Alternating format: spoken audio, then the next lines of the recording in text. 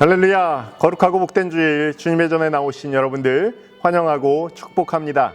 우리 이제 마음을 모아서 7월 19일 성령 강림 후 7째 주일 주일 예배 시작하겠습니다. 먼저 주보에 나와 있는 공동기도 함께 한 목소리로 읽으시면서 하나님 앞으로 나아갑시다.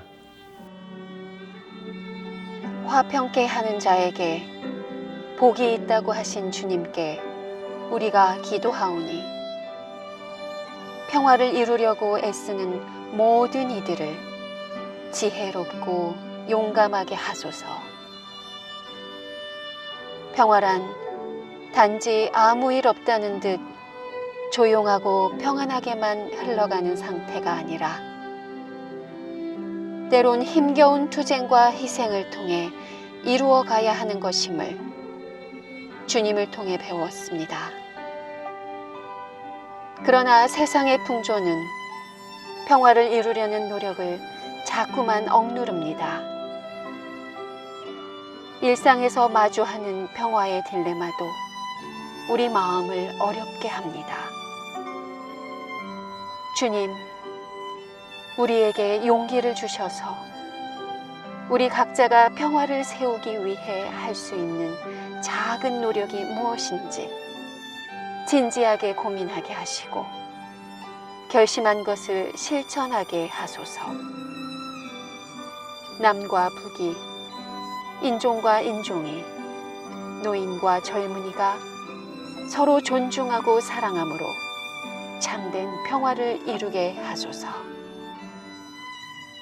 불의한 세상에 빛으로 오신 주님, 아픔이 있는 곳에 평화로, 미움이 있는 곳에 사랑으로 함께 하소서. 우리 주 예수 그리스도의 이름으로 기도드립니다. 아멘.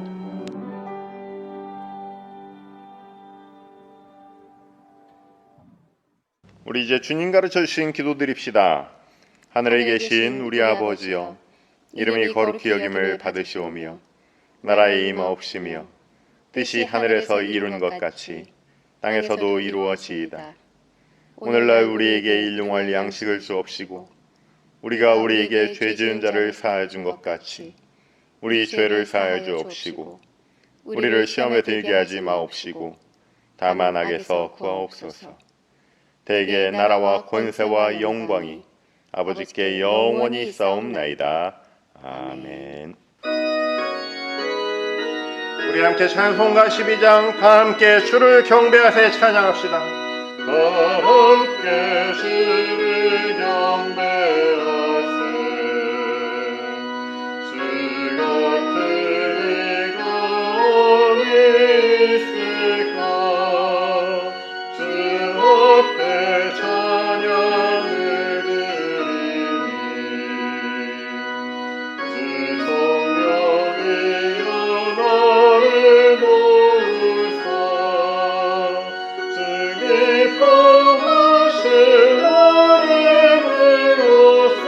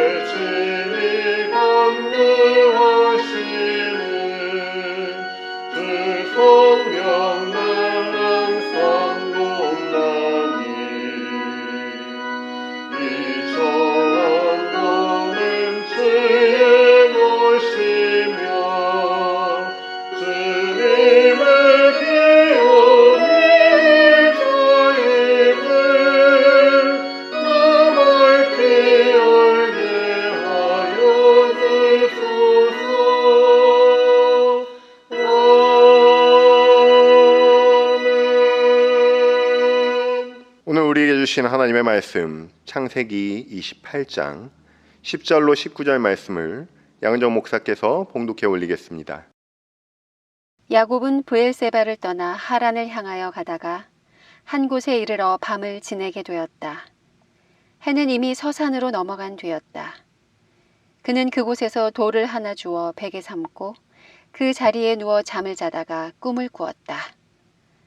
그는 꿈에 땅에서 하늘에 닿는 층계가 있고 그 층계를 하느님의 천사들이 오르락 내리락 하는 것을 보고 있었는데 야훼께서 그의 옆에 나타나시더니 이렇게 말씀하시는 것이었다.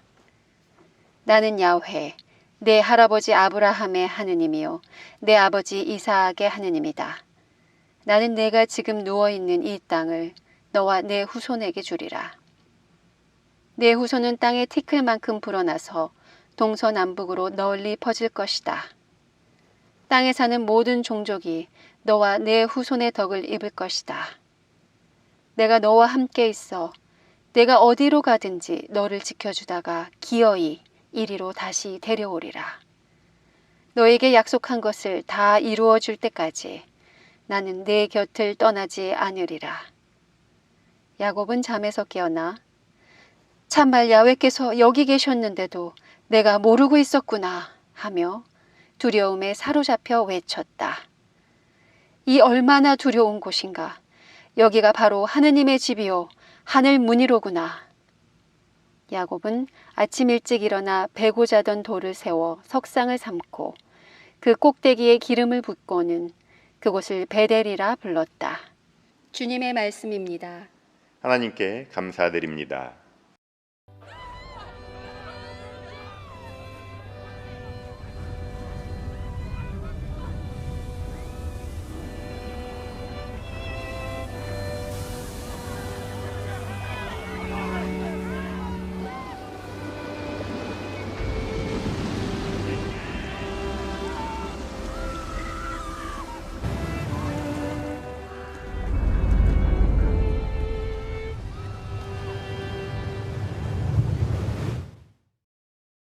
여러분 지금 함께 보신 영상은 타이타닉이라는 영화에서 우리에게 깊은 감동을 줬던 장면이죠. 다름 아닌 오늘 함께 나눌 말씀이 이 찬송가 338장의 배경입니다. 내 고생하는 것 옛 야곱이 돌베개 베고 잠 갔습니다. 야곱의 길을 간다는 것, 그것은 지나온 자신의 인생과의 단절을 의미하는 거죠. 생의 마지막 순간까지 자신의 인생의 단절을 눈앞에 두고도 승객들을 위해서 자신의 재능을 남김없이 바쳤던 이 연주자들, 인생 마지막 연주로 하나님을 기쁘시게 하고 이웃을 사랑했던 그들이 남긴 여운은 우리 가슴에 영원히 남아있을 것입니다. 우리 삶의 노래도 그랬으면 좋겠어요. 우리 자신을 악기로 사용해서 올려드리는 삶의 연주도 끝까지 하나님을 기쁘시게 하고 이웃들을 사랑하는 데 사용되시기를 축원합니다. 여러분 잘 아시듯이 타이타닉호는 빙산에 부딪혀서 좌초되었습니다. 빙산의 일각이라고 하는 표현이 있죠. 눈에 보이는 건 얼음 덩어리에 불과하지만 그 밑에는 산이 숨어 있습니다. 그래서 별것 아닌 것 같아 보여도 부딪히고 나면 이미 돌이킬 수 없는 결과를 맞이하게 됩니다. 모든 배에는 이를 감지하는 장치들이 있습니다. 그 장치가 고장나거나 그 장치가 주는 신호를 무시하면 일부가 아니라 모두가 물에 잠기게 되는 거죠. 오늘날 우리도 빙산의 일각 같은 경고를 만났었습니다. 그동안 크고 작은 감염병들, 잿빛 하늘과 미세먼지 같은 환경의 변화가 바로 그 작은 신호들이었죠. 우리가 남녀노소 할 것 없이 봄철이면 고생하는 꽃가루는 또 어떻습니까? 최근 연구 결과 이산화탄소 농도가 짙은 대도시 지역에서 훨씬 많이 발생하는 기후변화의 산물이라고 그래요. 얼마 전만 해도 지구의 생태시계가 멸망 5분 전이라고 했었는데 지금은 이미 늦었다라고 말하는 기후변화 활동가들이 있습니다. 이제부터라도 우리가 함께 깨어 있기를 바랍니다. 여러분, 미국에 막 오면은 체감하는 게 뭐냐면 소비 문화예요. 웬만하면 고치지 말고 새로 하나 사는 게 싸. 이런 메시지를 수도 없이 듣게 되잖아요. 우리가 버린 쓰레기가 대서양을 건너서 아프리카 해안가에 도착하고, 일본 핵 발전소 쓰레기가 또 포틀랜드, 오레곤에 도착합니다. 같이 살아야 되는데 같이 죽어가고 있는 현실에 직면해 있습니다. 하나님께서 우리 인류에게 주신 과학이라고 하는 장치가 있는데 그 장치는 고장나지 않았지만 그 신호를 무시하고 있는 결과가 오늘의 우리의 현실이에요. 코비드-19 팬데믹이라는 빙산 앞에서 좌초되는 우리 사회 체계, 부도나는 기업들, 폐업하는 스몰 비즈니스들 앞에서 우리는 살 길을 찾기 위해서가 아니라 어쩌면 최후까지 그리스도의 향기를 널리 전하는 생의 마지막 연주를 하고 있는 사람들로 부름받았는지도 모르겠습니다. 하지만 우리 삶은 그렇게 단번에 부러지지가 않죠. 사람 목숨처럼 질긴 게 없다라고 그러지 않습니까? 태평양 건너오신 여러분들은 그 의미를 더 잘 알고 계시리라 생각합니다. 마침내 우리는 길을 찾아낼 것입니다. 야곱의 긴 여정이 시작되는 이때 집을 떠나는 순간 야곱은 제2의 인생을 출발했어요. 이전 것은 지나갔고 보라 새 것이 되었도다. 애벌레에서 막 새롭게 탈바꿈하는 순간입니다. 호기심을 가지고 새롭게 출발하는 그의 여정을 함께 살펴봅시다. 도망자 야곱은 분명히 목적지가 하란이라는 것을 알고 있었습니다. 하지만 머리로는 알아도 가슴으로는 몰라요. 지금 야곱에게 몰려 들어오는 감정들을 주체하지 못하기 때문입니다. 형과 아버지를 속인 죄책감이 몰려옵니다. 처음으로 떨어져 보는 엄마 품이 그립습니다. 마을 바깥에 도사리는 위험함은 도대체 그 형체를 모르기 때문에 더 두렵습니다. 과연 하란에 도착할 수 있을까? 거기서는 어떤 삶이 펼쳐질까? 미래에 대한 두려움까지 엄습하는 가운데 해는 뉘엿뉘엿 저물고 있습니다. 첫날 밤입니다. 걸음걸이에 따라서 사흘째 밤이라는 사람들도 있습니다. 어쨌건 130년 야곱의 긴 험난한 인생 살아온 야곱에게 있어서도 첫 걸음마 같은 날인 것은 분명하죠. 야곱은 생전 집을 떠나본 적이 없습니다. 할아버지 아브라함은 900마일 길을 떠돌아다니셨고 미래의 야곱도 말리길을 순례할 사람이지만 희한하게 아버지 이삭은 그 자리에 늘 머무는 사람이었어요. 덕분에 야곱은 첫 여행부터 대책 없이 돌베개 하나 끌어안고 노숙을 합니다. 여러분 잘 아시는 장호준 목사님의 부친 장준하 선생은 일본군에서 탈영하여 천리길을 내달려서 광복군에 합류하면서 독립의 역사를 새로 쓰셨습니다. 일본군에 징집되기 전 부인에게 이런 말씀을 남기셨어요. 나는 조선의 독립을 위해 싸울 것이다. 일본 제국의 군대에 끌려가지만 반드시 탈출할 것이다. 만약 성경 말씀으로 마무리되는 편지를 받는다면 그것은 내가 탈출했다는 신호다. 그때 마지막 편지로 남긴 성경 구절이 오늘 우리가 함께 묵상하고 있는 야곱이 돌베개를 베고 잤다라는 말씀입니다. 이 돌베개는 무엇을 의미합니까? 어떤 고난이 있더라도 길바닥에서 돌을 베개 삼아 자는 한이 있어도 뜻한 바를 위해 한 걸음 한 걸음씩 전진한다는 의미, 탈출한다는 의미예요. 일신의 안락을 위해 주어진 형편대로 살 수도 있지만 하늘의 계시를 받은 사람들, 하나님께서 사용하시려고 부른 사람은 하늘의 뜻에 순복하는 그러한 위대한 삶을, 위대한 길을 걸어왔습니다.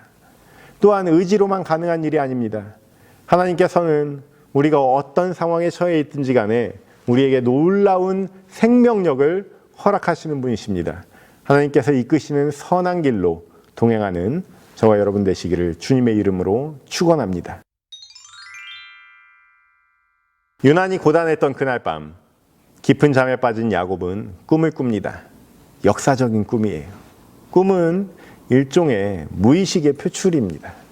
정신분석과 종교를 함께 연구한 리주토는 하나님의 표상은 1차적으로 어머니 표상과 일치한다라고 봤습니다. 꿈에서 만난 하나님의 말씀은 어머니한테 가장 듣고 싶었던 말이었어요. 어렸을 때부터 귀에 못이 박히게 들려주셨던 위대한 믿음의 가문 이야기로 시작됩니다. 낯선 땅에 대한 두려움에서 위로가 절실했고 미래에 대한 불안감에서 또한 위로가 절실했습니다. 마마보이 야곱은 그렇게 어머니를 찾지만 정작 꿈에서 나타나신 분은 누굽니까? 하나님이 나타나세요. 신앙의 신비가 시작되는 순간입니다.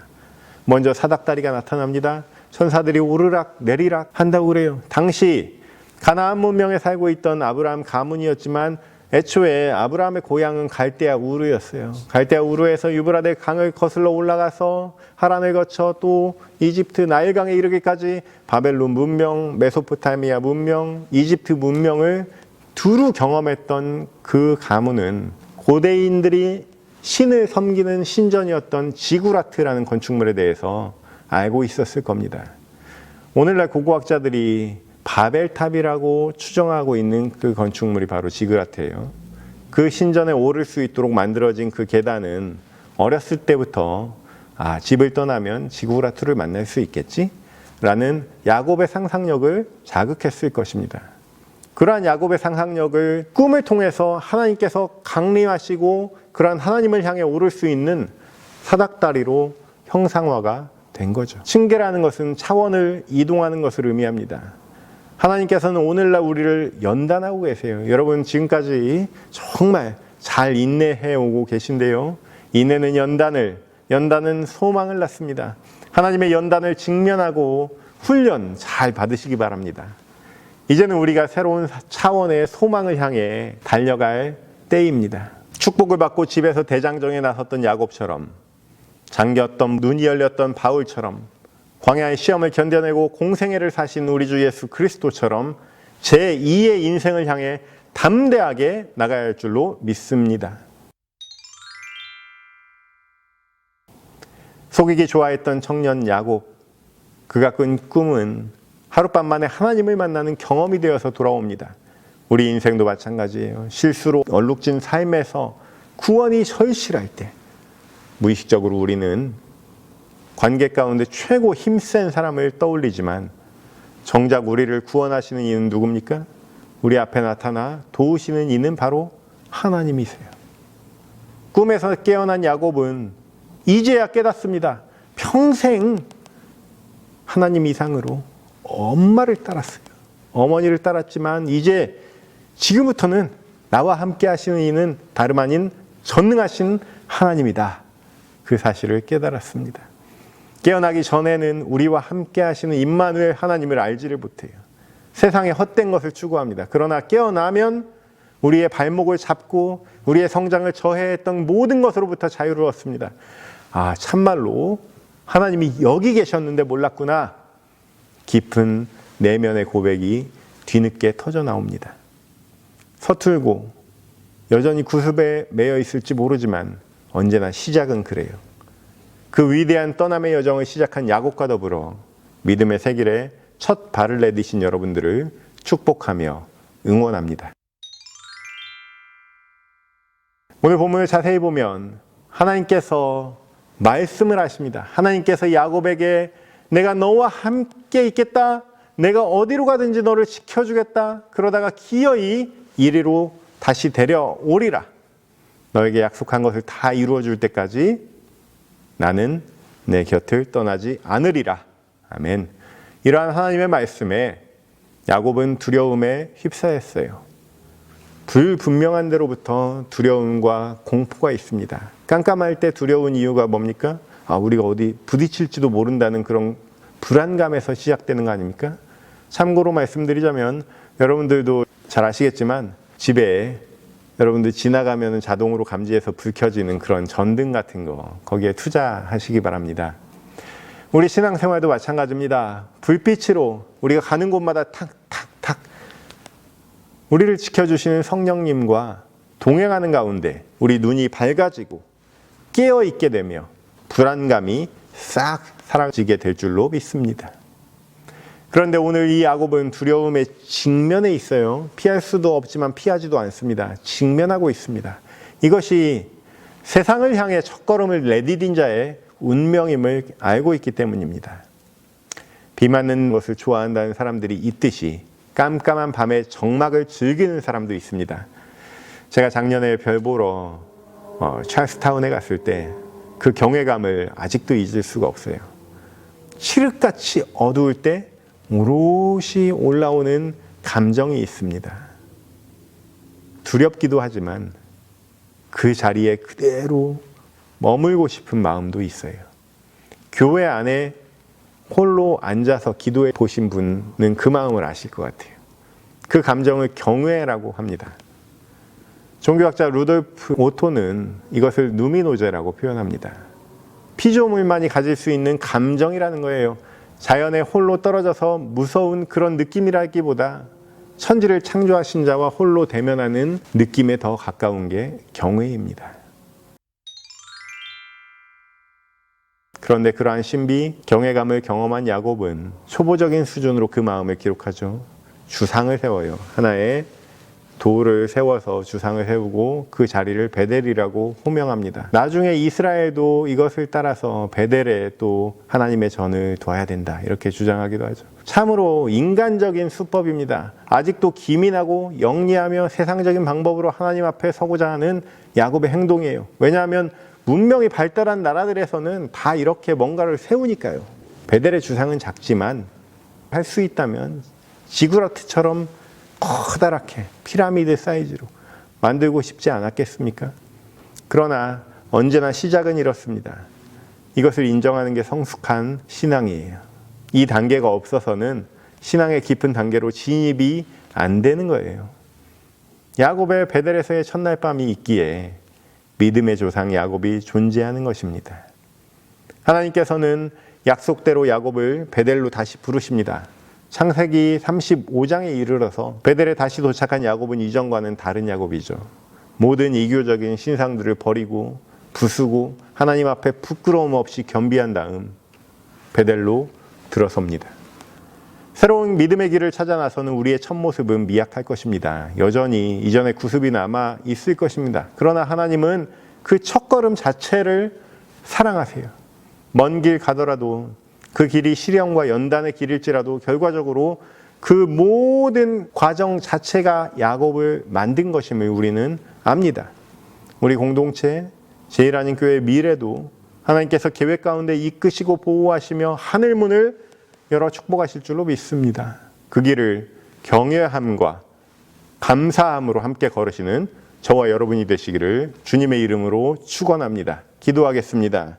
주님 감사합니다. 오늘 우리에게 새날을 허락하시고 신앙의 새로운 첫걸음을 내디딜 수 있도록 허락하신 은혜에 감사드립니다. 저희들의 두려움이 변하여 하나님을 향한 경외심이 되게 하시고 눈과 귀가 열리게 하여 주셔서 담대함으로 하나님이 우리와 함께 계심을 알게 하옵소서. 감사함이 예수님의 이름으로 기도드리옵나이다. 아멘.